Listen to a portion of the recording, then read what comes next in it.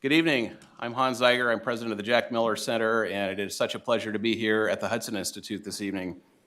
We're so pleased to be co-presenting tonight's program, the Jack Miller Center, along with the Hudson Institute.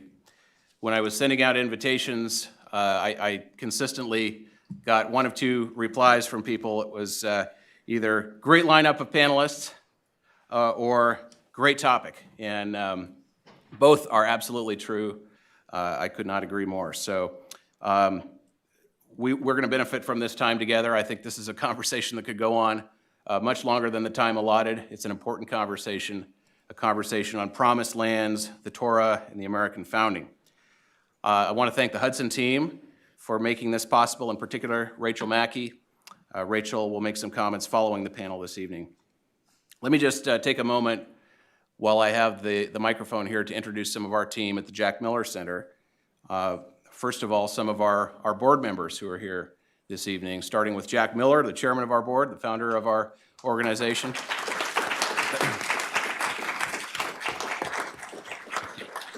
And Jack's wife, Goldie, who's a member of our board, Goldie Miller, and Linda Chavez, a member of our board. Thank you for being here. And then just quickly, I'll mention some of our staff who've joined us here this evening.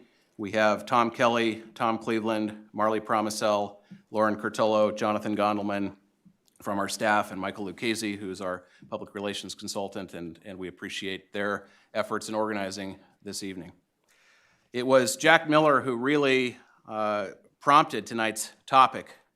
And he said, this is a topic that is at the core of the American story. It is one that deserves far more attention than it gets. And, it really goes to the heart of our mission at the Jack Miller Center. It is just a word about what we do, what we are. We're a nationwide network of scholars and teachers who share a commitment to advancing the core texts and ideas of the American political tradition.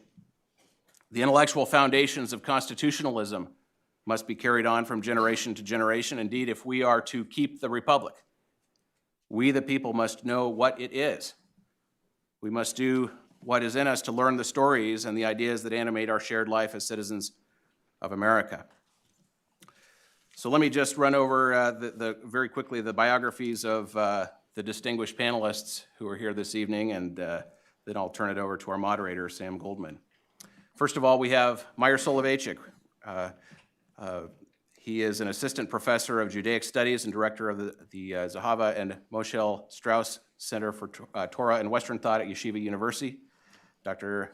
Soloveichik is also senior rabbi of Congregation Shereth Israel in Manhattan. Welcome. Michael Doran. He is a senior fellow and director of the Center for Peace and Security in the Middle East at the Hudson Institute. He specializes in Middle East security issues and co-hosts the Counterbalance podcast. Thank you very much. Robert P. George, the McCormick Professor of Jurisprudence and Director of the James Madison Program in American Ideals and Institutions at Princeton University, which is a program that was founded under his leadership in 2000. Thank you. Justin Dyer, he is the Executive Director of the Civitas Institute and Professor of Government and Jack G. Taylor Regents Professor at the University of Texas at Austin. Dyer writes and teaches in the fields of American political thought and constitutionalism. And finally, our moderator, Sam Goldman. He is an associate professor of political science, executive director of the John Loeb Jr. Institute for Religious Freedom, and director of the Politics and Values program at George Washington University. Please join me in welcoming our panelists. And I'll turn it over to Professor Goldman. Thank you, Hans, for the gracious introductions. And thanks also to those attending both in person and online.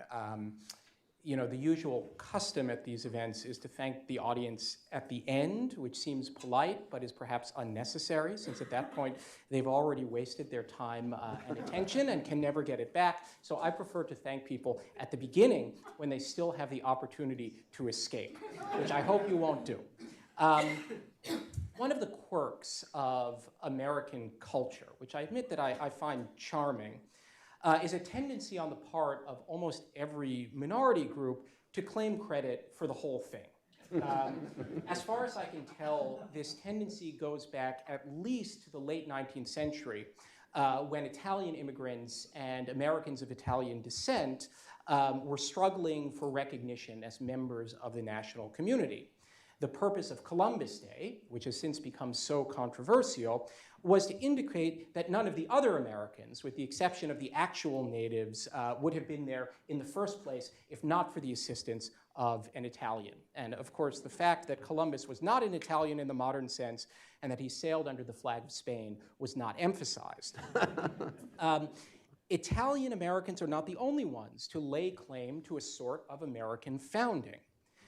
In his 2005 book, Born Fighting, the author and sometime politician Jim Webb argues that American culture was decisively influenced by the so-called Scots-Irish, that is, Protestants originally from the north of Britain who settled heavily in what the 18th century called the backcountry between the original coastal settlements and the Appalachian Mountains.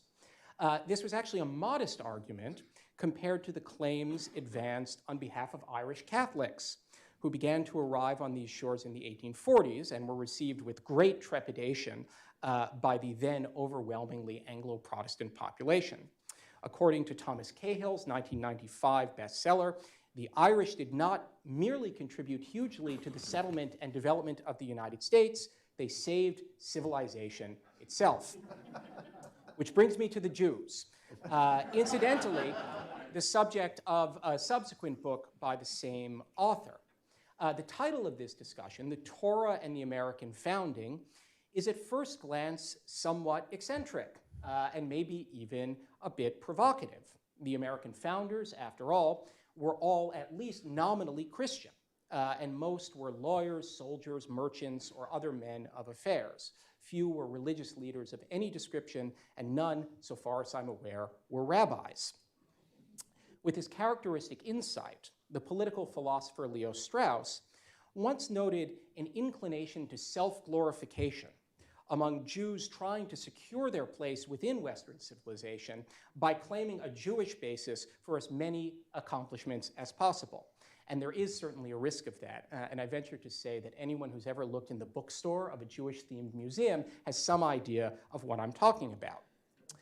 But suggesting an integral connection between Jewish sources and the American political tradition is not just self-glorification.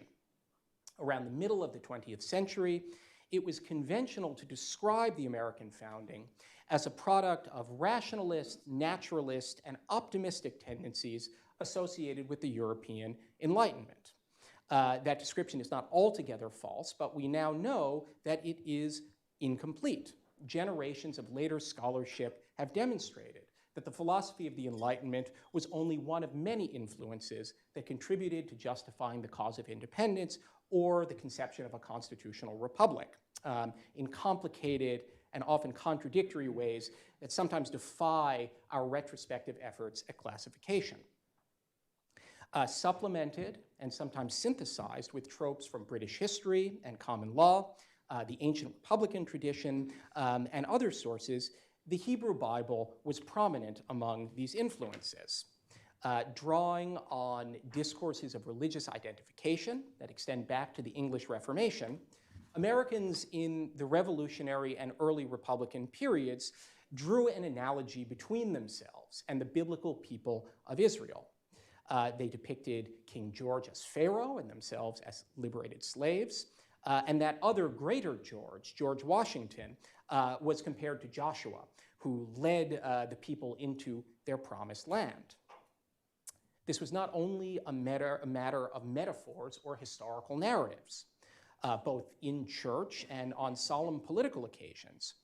Americans appealed to a God who is the ultimate guide and judge of nations. In his first inaugural address, Washington stated, quote, "No people can be bound to acknowledge and adore the invisible hand which conducts the affairs of men more than those of the United States. Every step by which they have advanced to the character of an independent nation seems to have been distinguished by some token of providential agency."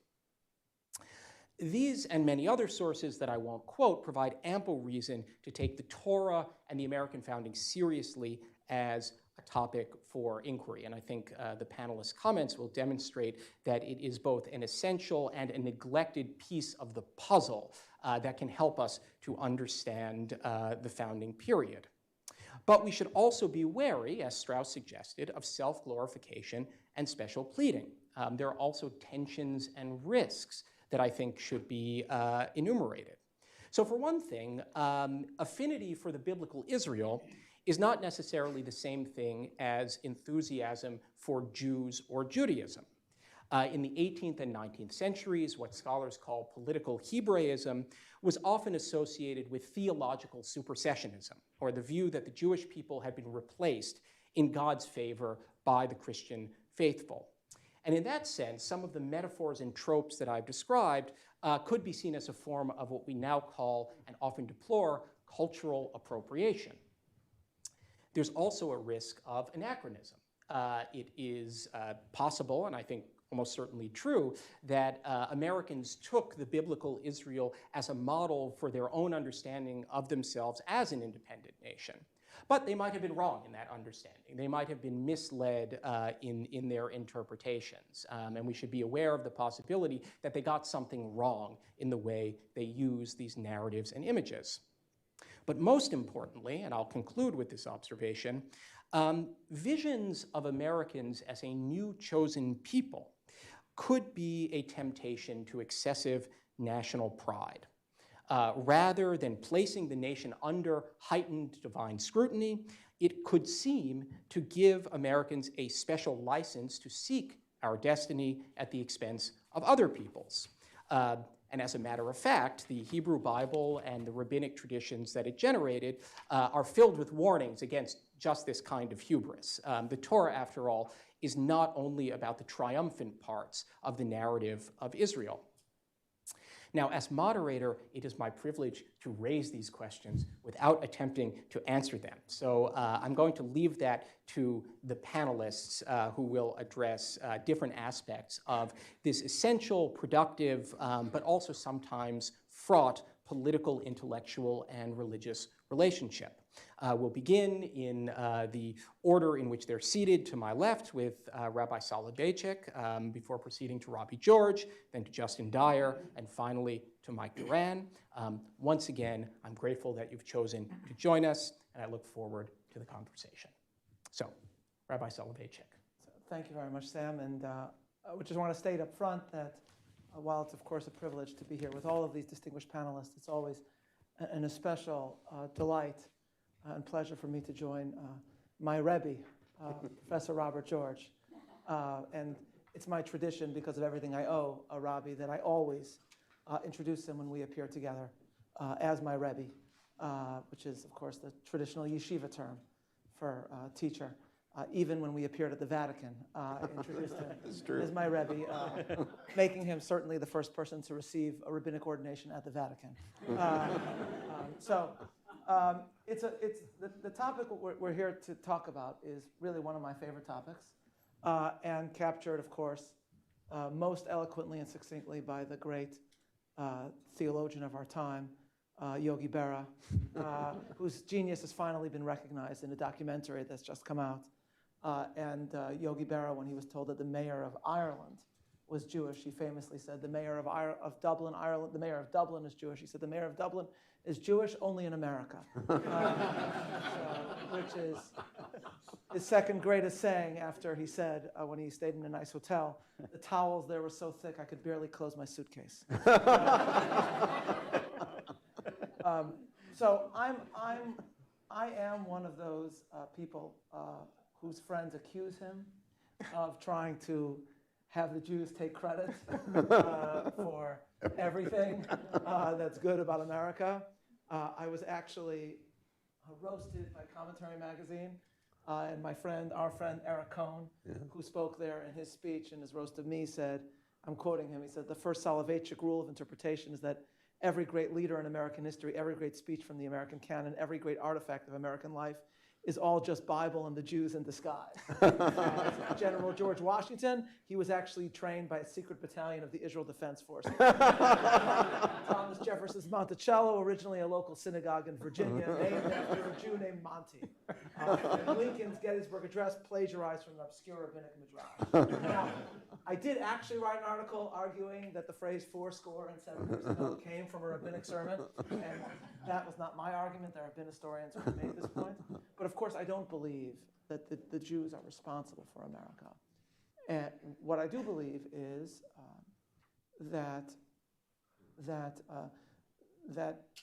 Hebraic thinking, and I think to use a slightly more expansive and better term, political covenantal thinking, was a central strand in the DNA of American political life and thought. Or to a certain extent, one can even say that the double helix of American political life is classical liberalism and biblical covenantal thinking, which are often in tension with one another, but at their best can truly work together in tandem. So let me give one example of this, because I think it touches on the critical issue from a Jewish perspective that you've raised, which is that of supersessionism. So there's many different examples that people look to for the founding, for the impact of the Hebrew Bible on the American founding. You've mentioned the story of the Exodus, which was Benjamin Franklin's suggestion for the seal of the United States. Moses and Pharaoh at the sea, with the motto, rebellion to tyrants is obedience to God. Jefferson's suggestion at the very same committee of Franklin, Adams, and Jefferson was the children of Israel in the wilderness, following a cloud by day and a pillar of fire by night, which are both amazing suggestions. And I wish one of those had been chosen instead of that creepy pyramid with the eye on top of it. I still don't know what that's all about. No, I think it's linked to a treasure map on the back of the Declaration of Independence. My favorite story is about Washington's letters to the Jews of America, but not the one that almost everybody cites. And of course, you're right. I am the rabbi of the oldest congregation in America, but of course, my predecessors originally were not rabbis. There were not ordained rabbis in America for many, many years after the founding. And the Jewish community begins in 1654 in North America. So we're talking about centuries without rabbis, which for some Jews makes it the ideal.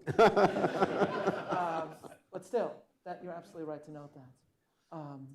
But when George Washington is sworn in as president in April of 1789, the different denominations and religious communities in America each send him a congratulatory letter, especially the minorities that were worried about their status in the future in the republic, in this republic. So the Catholics got together and sent him a letter. The Baptists sent him a letter. The Quakers got together and sent him a letter. The Jews in America could not agree who would send the letter, so they sent him 3 letters. There are maybe 1,000 Jews in America. 3 letters. And he responds to each one, even though he's probably wondering, why are these crazy people constantly sending me letters? The most famous one, of course, is a statement of American equality. That's the letter to the Jews of Newport. That's the one that's cited all the time. The most famous phrase, even though he's just drawing on the letter that was sent to him by the Jewish lay leader in Newport, Moses Seixas, is when Washington writes, describes the American Republic as a government which gives to bigotry no sanction, persecution no assistance. But the line that he adds in the letter is, it is no longer toleration that is spoken of. In other words, you're not here because we tolerate you. We are equals. And it's a beautiful letter, but it is, at its heart, a statement of Lockean political thought taken to its natural conclusions. That's one letter. But in my view, a more glorious letter is actually an earlier one, which is much less famous, which is the letter that he writes to the Jews of Savannah. And what Washington writes is as follows. Most of the letter is, again, assuring them of their status, their equal status in this new country. But then he concludes as follows. This is how Washington concludes the letter. May the same wonder-working deity who long since delivering the Hebrews from their Egyptian oppressors planted them in the promised land, whose providential agency has lately been conspicuous in establishing these United States as an independent nation, still continue to water them with the dews of heaven and to make the inhabitants of every denomination participate in the temporal and spiritual blessings of that people whose God is, and then he uses the Hebrew name for God's personal, ineffable name that Jews do not traditionally pronounce. Now that's incredible. And Washington in one paragraph is doing two things. First, he's saying, of course, that we see a parallel between the miracles of the Exodus and the miracles of the Revolution. But he does much more than that. He says, it's my prayer that the blessings that God has bestowed on you be extended to us. And that's where he touches on the supersessionism aspect. Because many countries adopted biblical imagery or Davidic imagery in the anointing and coronation of their kings. For hundreds of years, if you watch the coronation of Charles III, Zadok the priest and Nathan the prophet anointed Solomon king as the hymn for a British coronation. But a lot of those biblical references are ways of saying, we are now Israel. We are now God's chosen. And what Washington is saying is something very different. He's saying, we want to share in the blessings of biblical Israel because we see a parallel between you and us. Or as our late friend, Rabbi Jonathan Sachs said, America and Israel, ancient and modern, are the two countries that were founded in pursuit of an idea. And so Washington is actually saying, we hope to partake in this blessing. And at its best, that's at least one strand of the double helix in American political thought. Can it be American exceptionalism, a source of arrogance? It can be. But again, it expresses itself best to those who are truly attuned to the biblical teaching. And of course, the greatest covenantal thinker and theologian of America and American history was Lincoln. And the greatest speech in American history is not the Gettysburg Address, but the second inaugural. And it was, Lincoln had earlier on his way to his inauguration referred to America as an almost chosen people. And the late Paul Johnson, who just passed away, another British student of America, wrote about the second inaugural that what makes it so striking is that the speech could never have been given by any of Lincoln's contemporaries. Not a member of the Bonaparte dynasty, not by Palmerston, not by the Kaiser. You could never imagine any of Lincoln's contemporaries giving that speech. Lincoln is about to win a war, and instead of saying, we won, USA, USA, he does nothing of the sort. He says, this is God's punishment on us. We are an exceptional people. We are an almost chosen people. But being a covenantal nation means that we are under God's judgment. God says in the Bible of Israel, you alone I have known. By known, he means covenantally known among all the nations upon earth. Therefore, I will apply upon you all of your iniquities. Because with chosenness comes judgment. And so at its best, it's a source not of arrogance, but of contemplation and the best practitioners and those who have best reflected that strand of biblical covenantal thought have southern America, often at the lowest times, to the highest ideals. Thank you. Robbie. Well, Sully, you've got me thinking about Lincoln in that moment, and it is a remarkable thing with the victory in sight after so much suffering, so many deaths, so much loss. The victory is in sight, and Lincoln does say the war is a judgment that God has brought on both the North and the South for the sin of slavery. And then he says, with malice toward none, with charity for all, with firmness in the right as God gives us to see the right, let us complete the work on which we have been embarked. Those words are pretty good not only for 1865, but for right now, really in all times and all places, with malice toward none, with charity for all, with firmness in the right, as God gives us to see the right. Let us complete the work we're embarked on. First, I want to thank Hudson and the Jack Miller Center for the opportunity to be on this wonderful panel. Special thanks to Jack and Goldie, such dear old friends, and thanks not only for this opportunity, but for all the great work that the Jack Miller Center does to, may I use the word, Sully, redeem our academic and intellectual life. And my friends at Hudson, thank you. The Hudson folks knew just how to get me down to Washington, D.C. to be on this panel. They said the magic words, "You'll be on the panel with Rabbi Meir Soloveichik." Before anyone else was mentioned, I love you guys, by the way. But if it's an opportunity to be with my beloved and brilliant dear former student, Sully, well, I'm going to take that. He told me every that single free time. booze was what.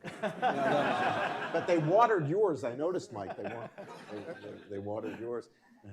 Rabbi Soloveichik gives me my one chance to be a footnote to history. If I'm remembered for anything, it'll be, yeah, he was the guy who taught Meir Soloveichik. And it is great to be with my old friends, with Mike Doran and Justin and Sam. Great opportunity. Thank you. Lincoln, now at Gettysburg, not the second inaugural, when he says that what we have to do here is highly resolve that these dead, he's dedicating a cemetery, that these dead shall not have died in vain, that government of the people, by the people, and for the people shall not perish from the earth. Of course, all government is government of the people. And all good government is government for the people. Even the government of a benign despot is government for the people.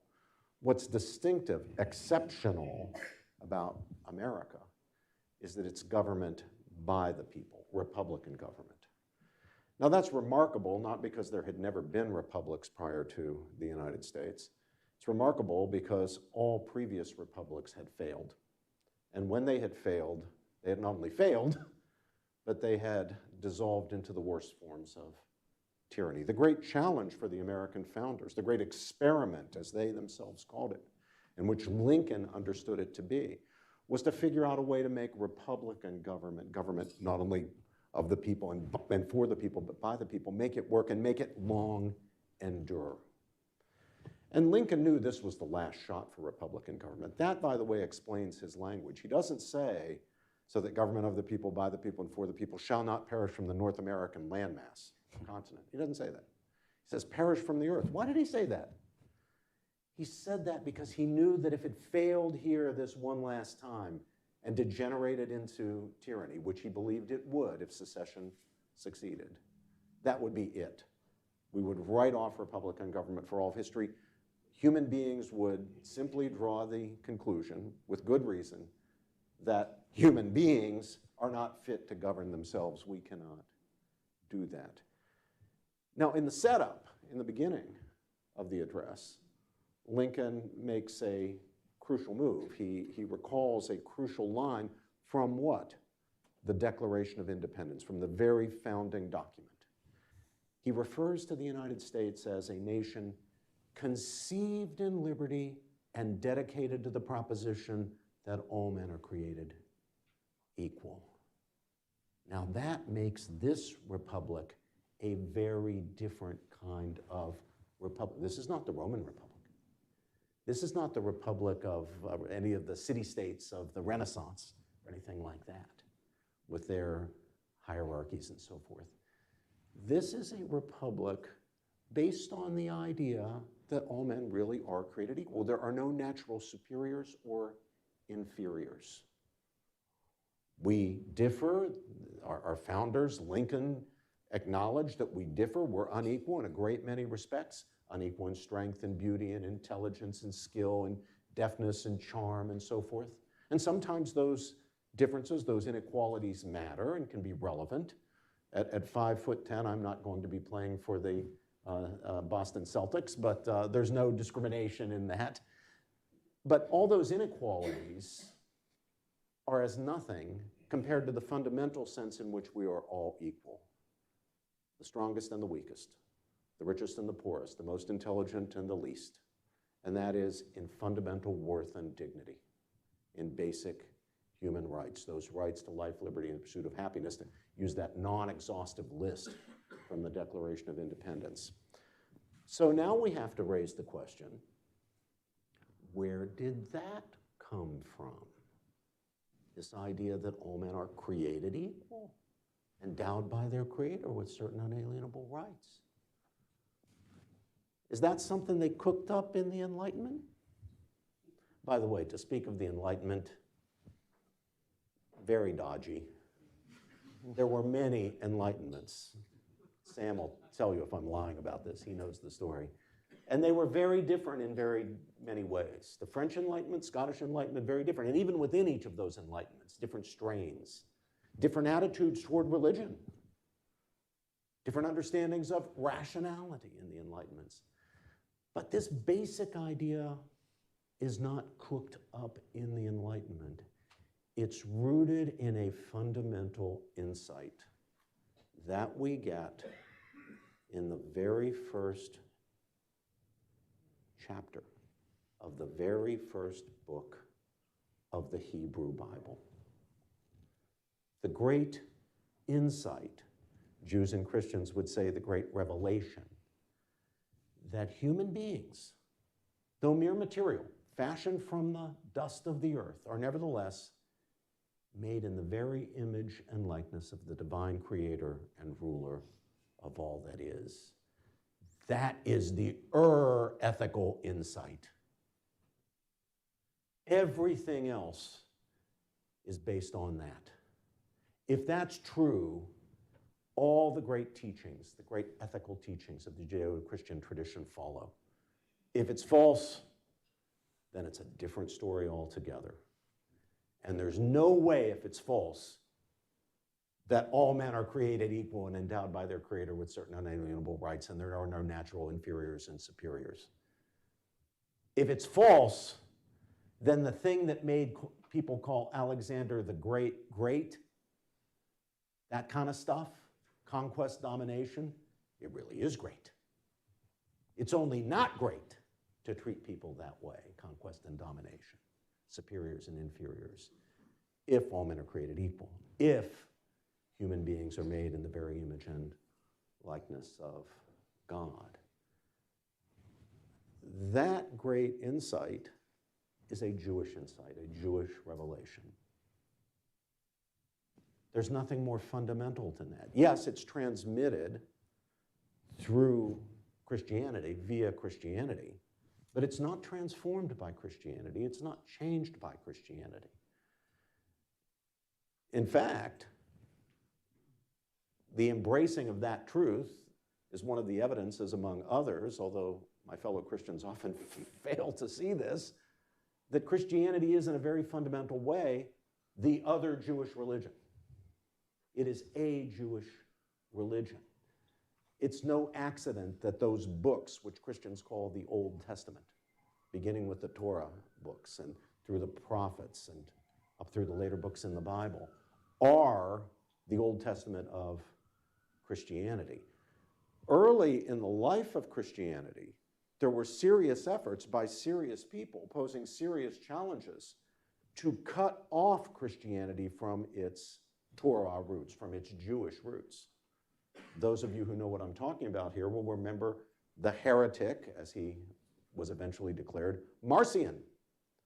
Marcionism was nothing but an effort to cut off Christianity from its Jewish roots. The trouble is, Marcionism, although formally condemned by the Christian church as a heresy, always seems to have a way of popping back up.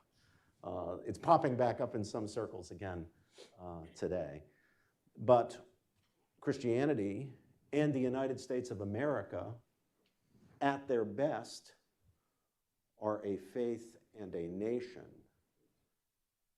that have at their foundation that great insight from Genesis 1, that human beings are made in the image and likeness of God, and therefore have a certain inviolability.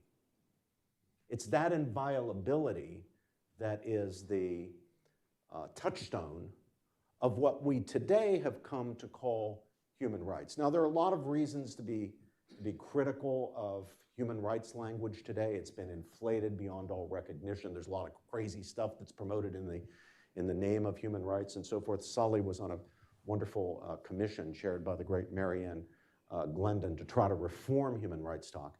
But that commission itself recognized quite rightly that what was needed in the area of human rights was reform, not the abandonment of the concept of human rights.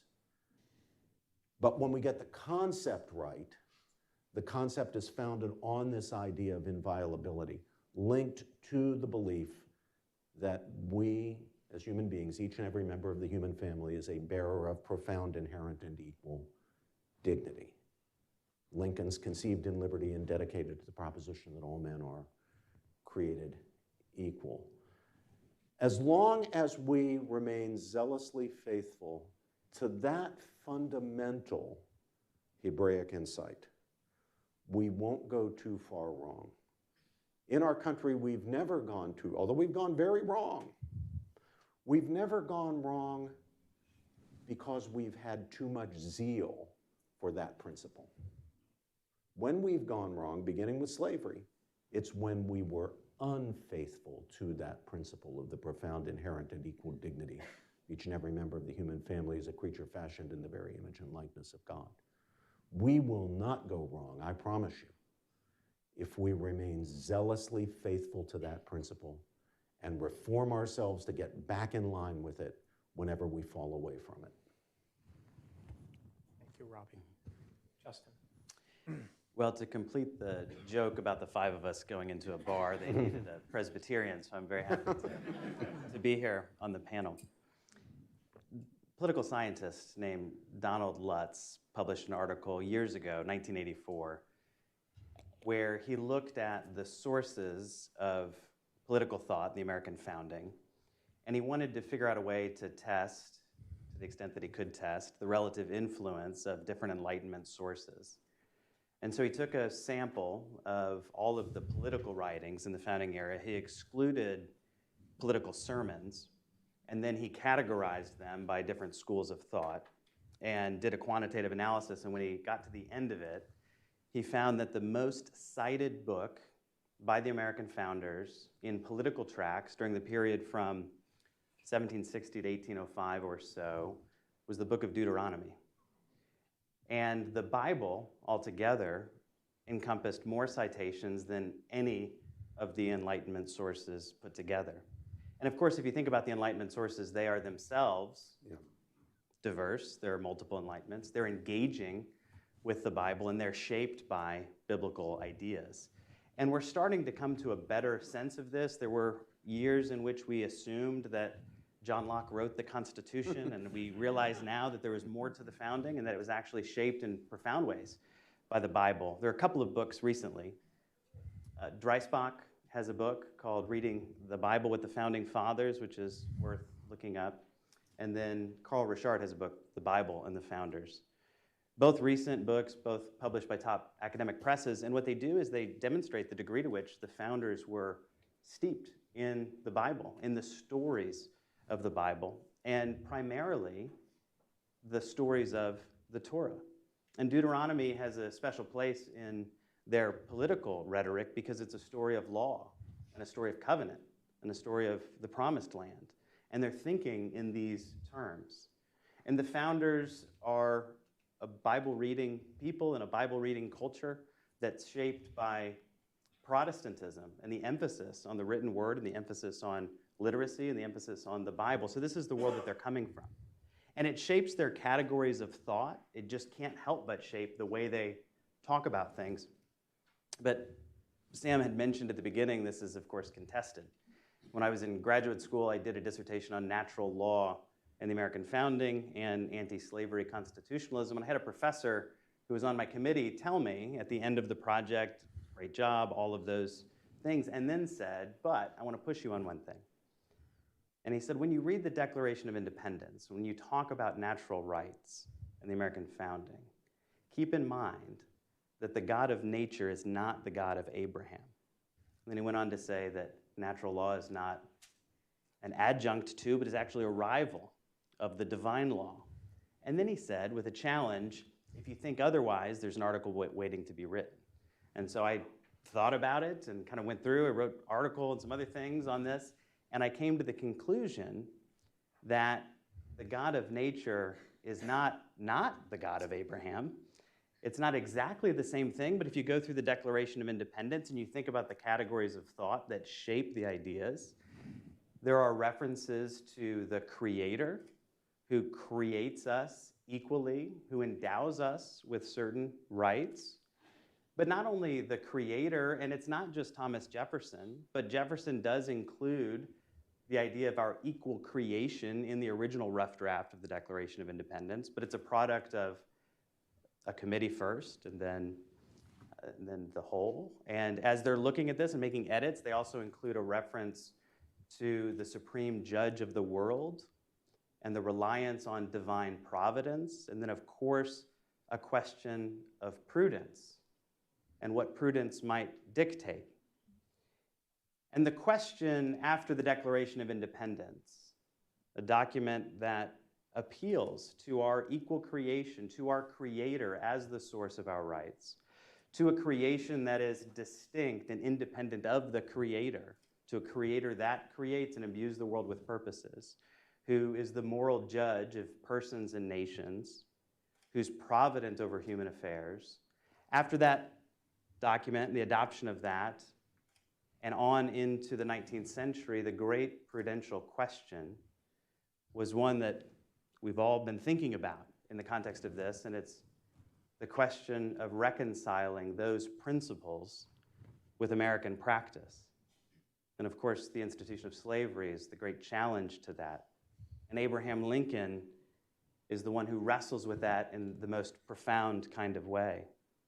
And prior to the second inaugural address, prior to the Gettysburg Address, Lincoln gave a speech at Lewistown in 1858. He's thinking about the Dred Scott decision.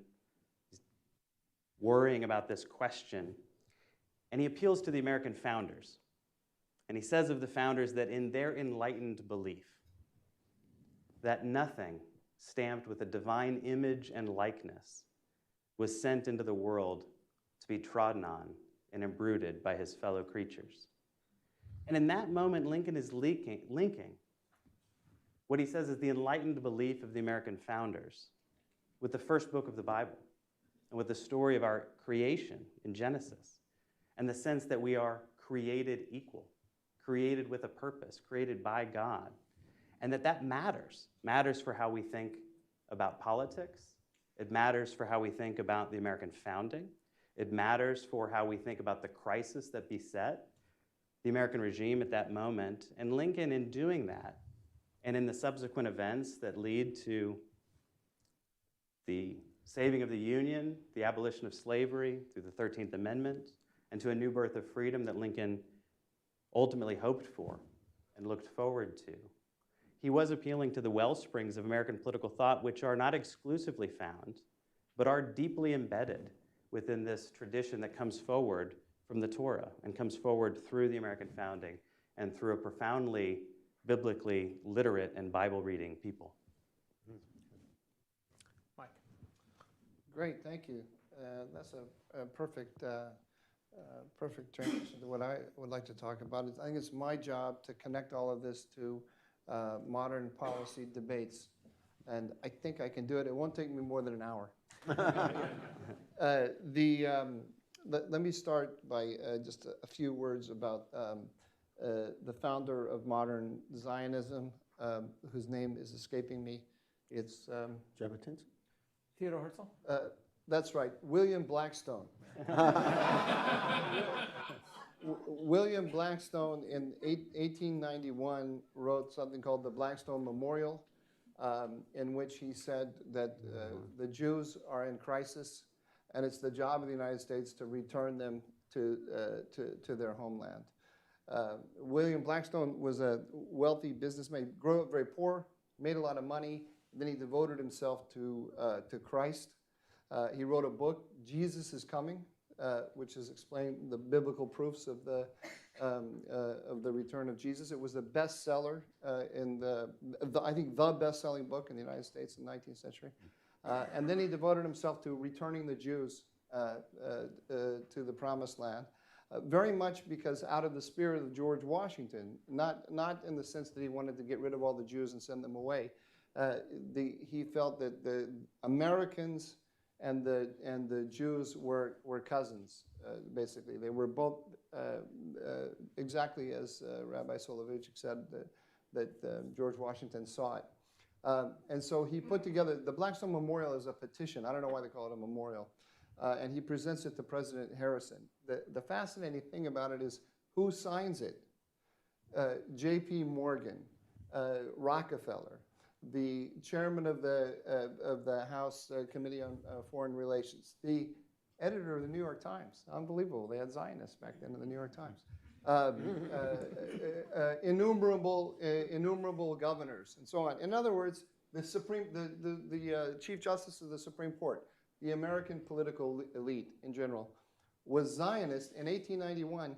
That's 5 years before the publication of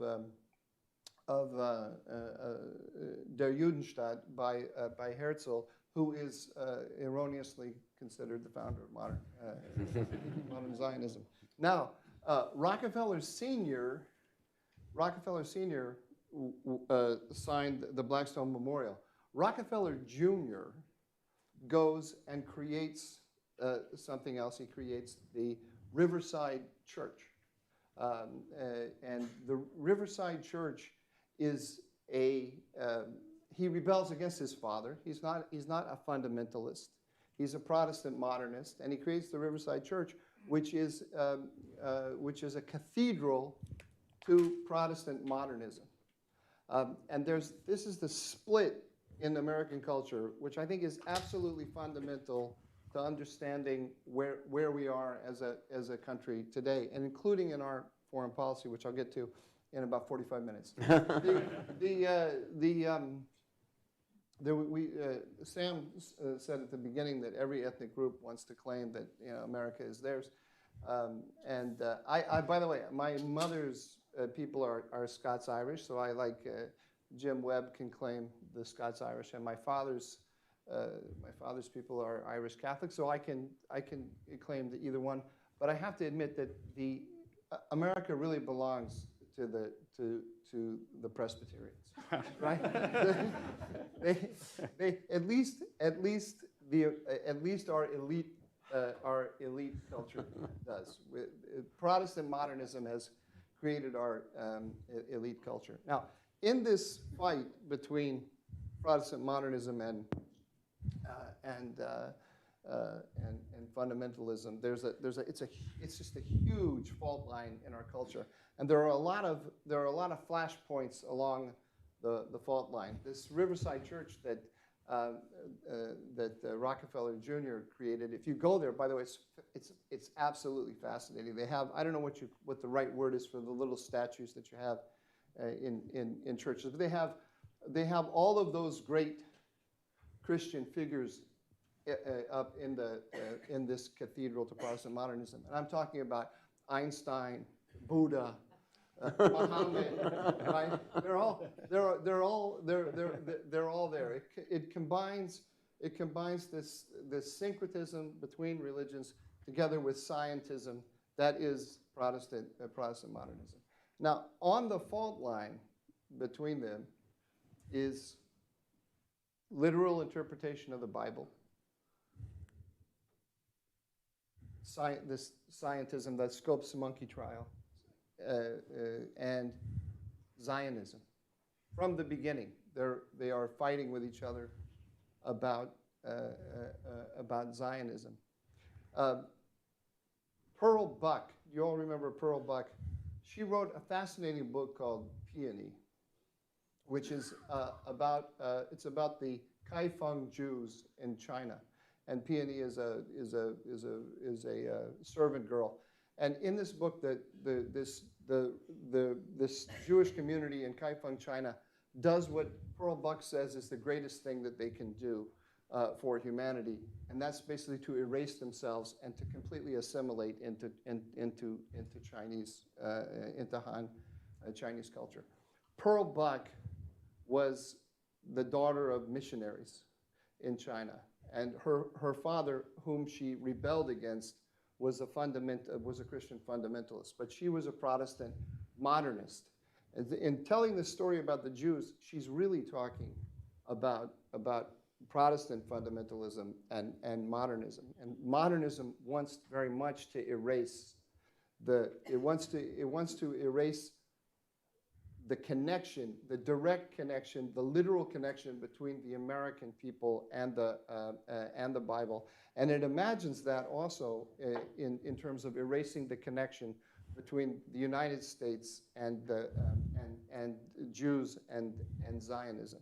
So the Zionism of the Blackstone Memorial becomes, among the Protestant modernists, it becomes absolutely anathema. And Zionism and American Zionism is the thing that is destroying our foreign policy and destroying our world. Now, the interesting thing is that the Protestant modernists actually have a foreign policy. It's a very clear foreign policy, especially, they have it with regard to East Asia, but they also have it with regard to the Middle East. Because the missionary movement is chock full of Protestant modernists, particularly in the Middle East. The minute you send a missionary to the Middle East, they go Presbyterian. The denominations divided up the world. The Presbyterians got the Middle East. They go out to the Middle East and they go to the Muslims and they say, you know what? You should accept the gospel of Jesus Christ. I'll tell you, this is not a winning message among Muslims. Right? They learn this really quickly, and so they quickly jump to a different way to speak to the Muslims, and that's, let's work together to build bridges across the divide between us, and we'll work together on education, public health, and so on and so forth, which is basically Protestant modernism. In Protestant modernism, we look at what unites us all as human beings, and we work on health, education, and so forth, and we build one global community. And what's getting in the way of this one beautiful global community? The particularism that comes directly out of the God of Abraham, the Jewish Bible, and the American attraction to the Jewish Bible and belief in the literal word of God. So rejection of the literal word of God, rejection of the American connection to the literal word of God, the political connection, and rejection of Israel and Zionism, they all go right together. Now, if you've heard me so far, this isn't anti-Semitism that I'm saying. This is a fight between Goyim about this Goyish nation, right? It's just that the fight about Israel is so deep. Israel and the Jewish Bible is so deeply rooted in one side of the debate that Israel becomes part of the fight over the Gentiles about the character of this nation. Let me take you. I'm going to get down to, in like 20 more minutes, I'll get down to the presentation.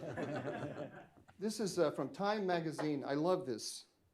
Time Magazine, Monday, March 16th, 1942. So we've just had Pearl Harbor. Huge shock to the nation. And there's the Federal Council of Churches. This is the high priesthood of Protestant modernism, the people that come out of places like the Riverside Church. They get together to plan what the future world. Why are we fighting in this war now? What's the new world order we're going to build as a result? This is the Protestant modernists we're talking about here. These are not the people who are grounded in the word of the Bible. Here's a list of these 375 appointed representatives of 30 Protestant denominations, all Protestant modernists, believe me. They got together at Wesleyan, and these are the things that they said we're fighting for. A world government, these are direct quotes, a world government of delegated powers, complete abandonment of U.S. isolationism, strong immediate limitations on national sovereignty, international control of all armies and navies, Oh, wow. a universal system of money so planned as to prevent inflation and deflation, worldwide freedom of immigration, no borders, Progressive elimination of all tariff and quota restrictions on world trade, so free trade. Autonomy for all subjects of colonial peoples, or freedom for all colonial peoples. No punitive reparations, humiliating decrees of war guilt, no arbitrary dismemberment of nations, et cetera, et cetera, et cetera. Now, it's not exactly a blueprint for modern progressivism, but I don't think I have to argue very hard to say you can feel the DNA of modern progressivism right here in this. And as I'm saying to you, these people hated the state of Israel. They hated Zionism. They worked and they fought against it. These are the people who are telling Harry Truman, don't recognize Israel. Because all of the American foreign policy elite, I know the Middle East best, so that's what I'm going to talk about, but all of the experts on the Middle East in 1942 in the United States were either the children of missionaries or they were taught by missionaries. And as Protestant modernist missionaries, they went out and they tried to evangelize for the United States by creating this one world without borders, in which we get rid of the gospel of Jesus Christ, and we just find what unites us as human beings. That's what they were doing as missionaries. Suddenly, the United States is fighting a global Cold War, and it needs people to be intelligence agents and ambassadors, and it draws from all of these missionaries, and they simply transpose onto the United States, or project onto the United States their mission as religious missionaries onto the United States. The United States' goal is to create alliances across religious divides in order to put together this coalition against the Soviet Union. But what's getting in the way of this grand coalition against the Soviet Union in the Middle East? Israel. Israel is the problem. We have to expunge our connection to Israel, and we have to suppress the people in the United States who feel that direct connection that George Washington felt. That's with us down to today. And I'll stop because I've said a lot. But when Donald Trump says, I'm going to move the embassy to Jerusalem, and all the beautiful people have their heads explode and say, no, there's going to be violence in the streets of the Middle East. Everyone is going to rise up against this. This is going to be the biggest disaster in American foreign policy. Right? That's the same divide that we had between Blackstone and between Rockefeller Sr. and Rockefeller Jr. and Harry Truman and all of the experts who told him not to recognize the Jewish state. And it connects up directly to the connection to the Hebrew Bible. And at the heart of the thing, I'll leave you with this thought. This is like your thesis advisor saying, go home and write an essay about this. At the heart of it is the belief in a single question. Do we believe that there's a fixed human nature or not? These people, they built this beautiful high culture that we have, but they believe in a malleable human nature. They believe if we set up the right system, we can change the very character of human beings. People who believe in the literal word of the Bible believe that there's a fixed human nature.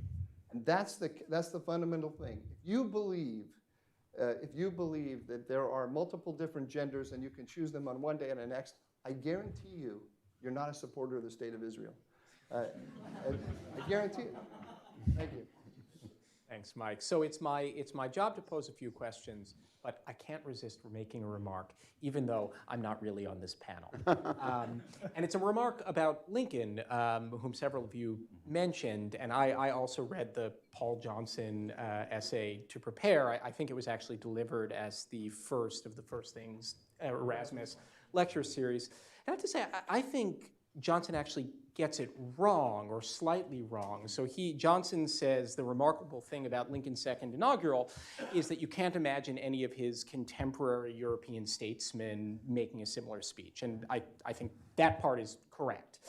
And then he says, but Americans understood this. And that part I'm not so sure about. what is really striking to me about the second inaugural is not that you can't imagine a contemporary European making that speech, but that there are very, very few Americans of that time who would have made a similar speech. And in fact, if you look at speeches made by many of Lincoln's allies and supporters, they come much closer to the kind of patriotic supersessionism that we've been describing, identifying America as the instrument, or the Union as the instrument of God's will. And even if you don't read old speeches, you probably know the Battle Hymn of the Republic, which includes the line that nobody sings anymore, as he, Jesus, died to make men holy, let us die to make men free.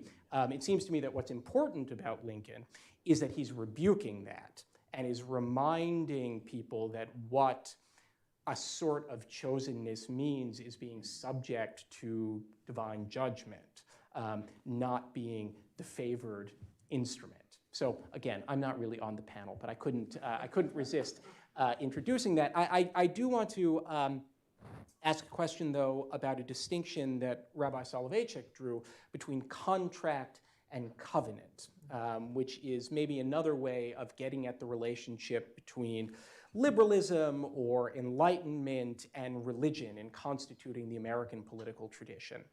What's the difference between contract and covenant, and where are they similar, or where do they overlap? So first, just to briefly respond to your point about Lincoln, which I think is really a good one, because of course Lincoln received much criticism for the second inaugural and said, actually, that people do not like to be reminded. He had a more elegant way of saying it, but he said people do not like to be reminded about their sins. Yeah. But of course, the person who heard it, who immediately identified with it, was Frederick Douglass. Yeah. And there's this incredible scene then where Douglass comes to the White House after the second inaugural, and there's a whole story about how he gets in. People tried to keep him out, and then he said, Lincoln saw him and said, "Oh, it is my friend Douglass. I have cared about your opinion above all. What did you think?"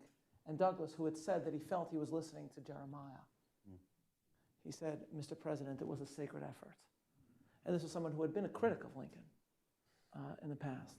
So on the one hand, you're absolutely right that there were those who reacted negatively to it, but of course, it's still a genuinely American speech because it drew on the King James Bible in such a profound way.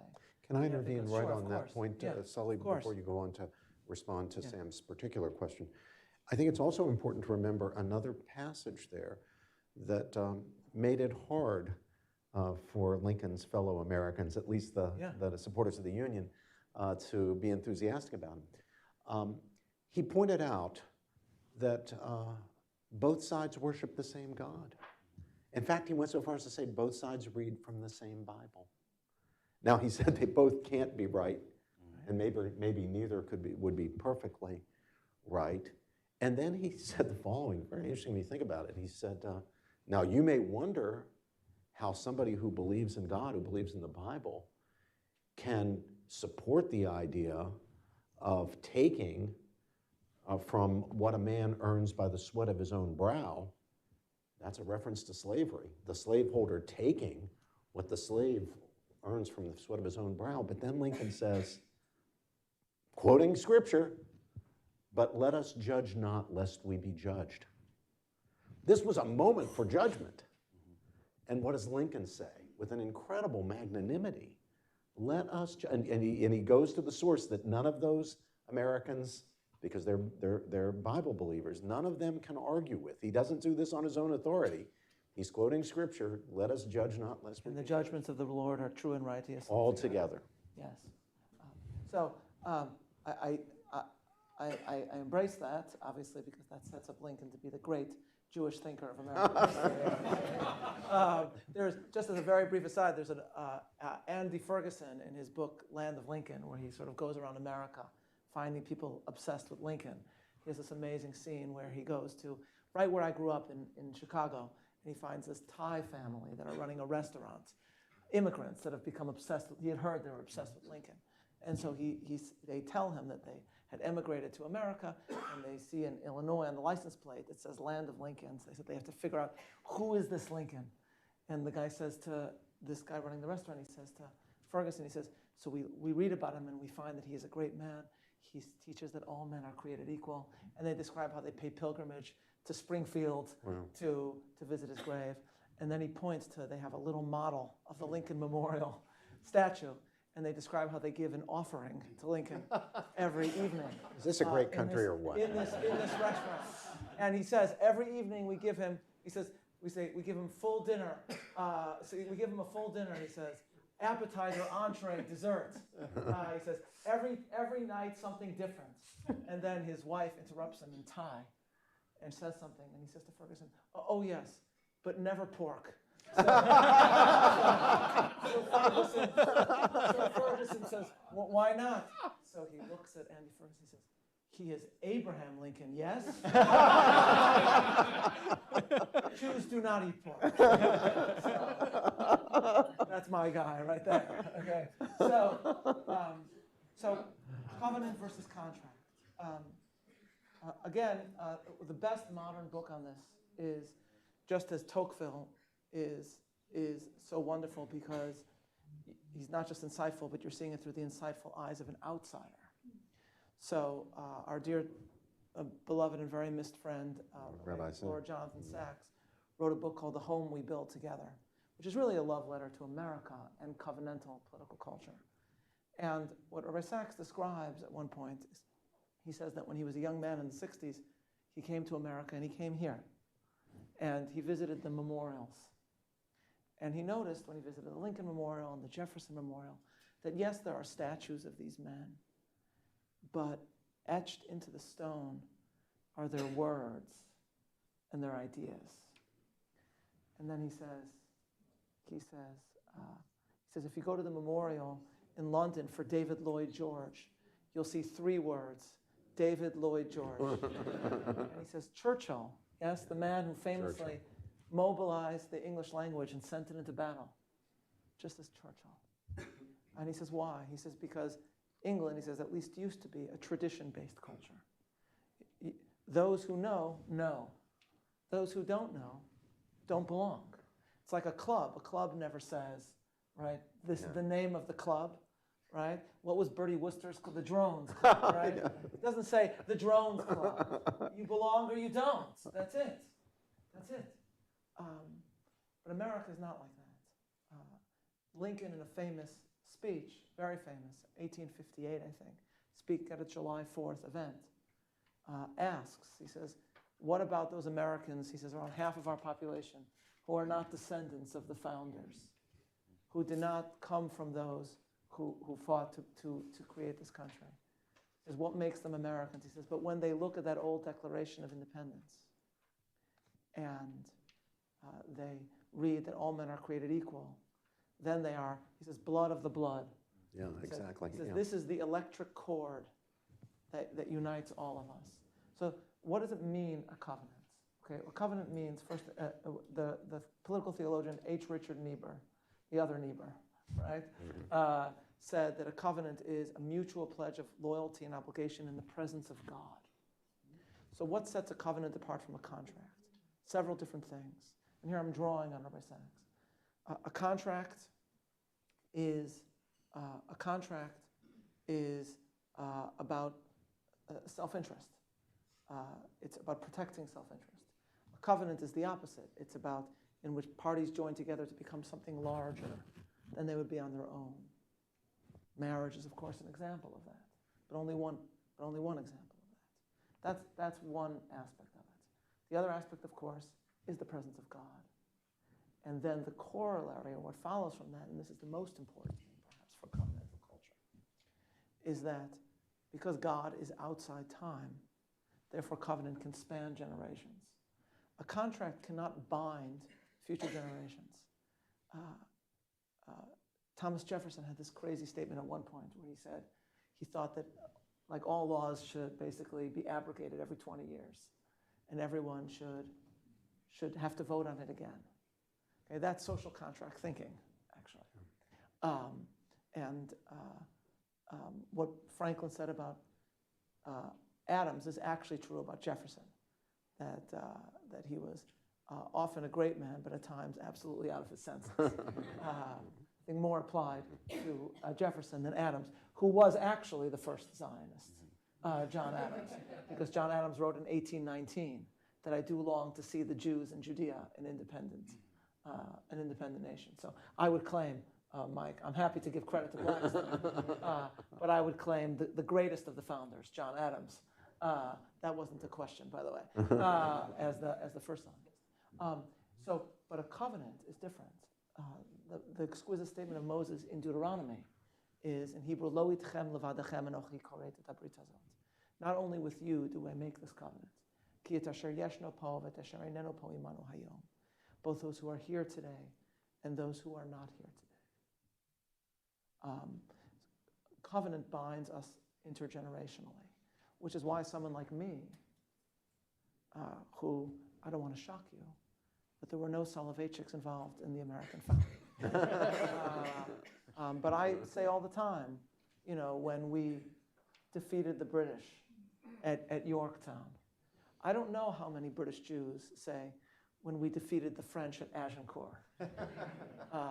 But covenant is a way of identifying and connecting intergenerationally with the past. And of course, finally, we identify with the past because we renew our memory of it, like a Passover Seder, where we re-experience it and we retell the story of the creation of the nation. And what Rabbi Sachs basically argued is that all was part of American political culture. The final point I think we should make, and again, this is the point that Rabbi Sachs makes, is that this is, again, not to say that social contract theory is not part of American political thought.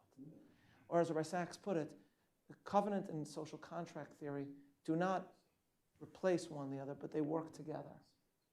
Because a society that is all about self-interest is not a society. But a society that has nothing to do with self-interest, that is not about protecting individual rights and self-interest, that is only about the collective. Yeah. That's not a society either. That's a sect, and writ large is a tyranny.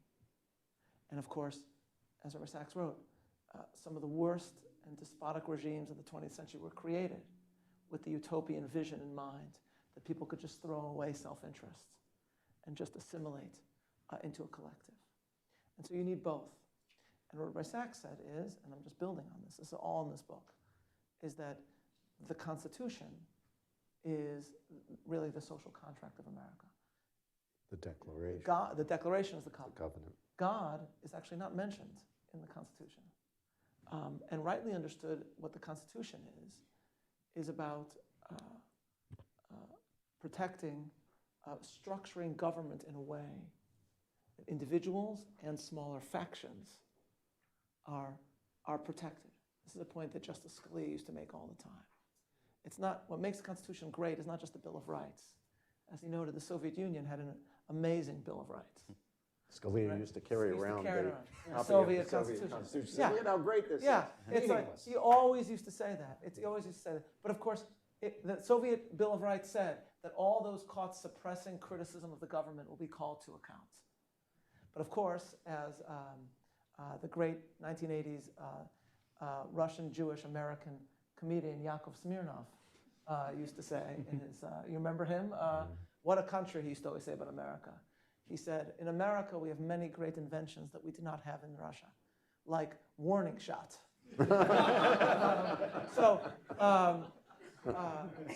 What's important is to structure society in a way, and of course, this is first and foremost Federalist 10, Federalist 51, in a way that the collective cannot despotically impact the individual or the minority faction.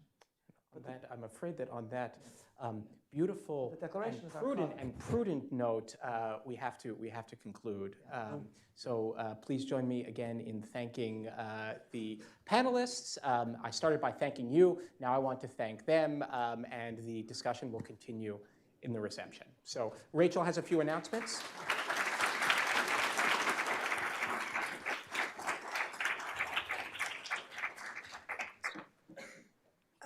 So thank you all for being here tonight. I think you all join me in saying that that was a really wonderful discussion, and we're very grateful to our panelists and to Sam for making this all possible, and of course to the Jack Miller Center and Jack and Goldie Miller for giving us the opportunity to have this conversation. For those of you who don't know who I am, my name is Rachel Mackey, and I, along with John Walters, our president and CEO, run Hudson Institute Political Studies. And we're especially happy to be hosting this event because we think it's entirely in keeping with what political studies hopes to do, which is to offer students and the public writ large a chance to think seriously about the theory and practice of politics. And this conversation obviously gave us a chance to do that.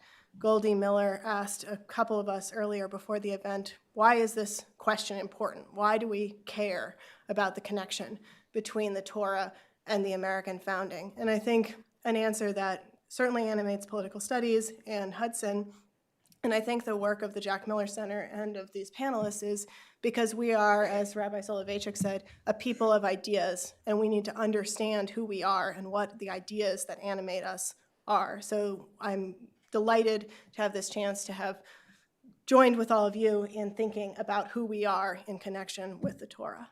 So thank you for being here tonight. I hope you'll stay around a little while and have some drinks and conversation at the end of the event. I think there might be a question from the audience. Did you have a question, Mr. Miller?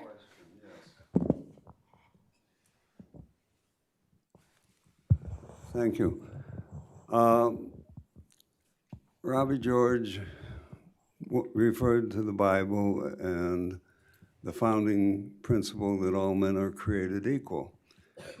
However, there was a period between the Jews leaving Egypt and when they had their first king, I guess it was Saul, where the Jews evidently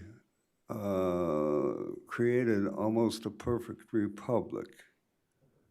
And so they had a separation of powers. They had the Sanhedrin, which I guess was both a legislative and a judicial part. But many of the things that they did resulted in the American founding principles, not just that all men are created equal, but the kind of government that was necessary to have in order to make sure that all people had equal opportunity, etc.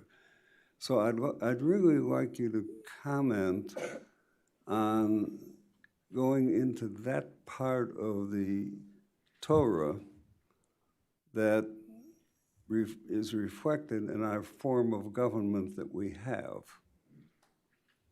So you want to take that on, Reb? Sure. Anybody, but. In 1788, actually, during the debate over the ratification of the Constitution, there was an amazing speech given by a former president of Harvard to the New Hampshire legislature recommending the Constitution, which was titled The Republic of the Israelites as an Example to the American States. And he said, Jack, exactly what you said. In other words, he said, look, we had 12 tribes plus the 13th, which were the Levites. That's me, I'm a Levite. Does that mean I'm better than you? Probably, yeah. There may be Kohanim. Yeah, maybe, they're okay. And he actually said exactly what you said, which is that that they had this different, each tribe had their own individual zikanim, their own elders, with their own courts, and Moses embodied, as it were, the Supreme Court, as Jethro says to him, only the great matters they will ultimately bring to you. And he says, what the Bible is giving us is federalism. That's what they're giving us.